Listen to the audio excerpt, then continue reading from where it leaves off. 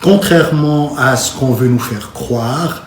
le refus de Village Sud n'entraîne pas nécessairement et inéluctablement la réalisation du dépôt rouge, ce qu'on appelle le dépôt rouge, c'est-à-dire une réalisation, une utilisation densifiée de la zone industrielle. La loi sur l'aménagement du territoire et des constructions, qui reprend d'ailleurs une ancienne disposition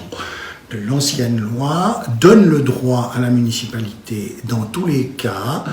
de refuser un permis de construire, quand bien même celui-ci serait conforme à la zone, dans la mesure où ce projet compromettrait une modification de plan envisagée. À cela, il convient d'ajouter que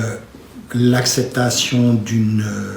modification de l'affectation actuelle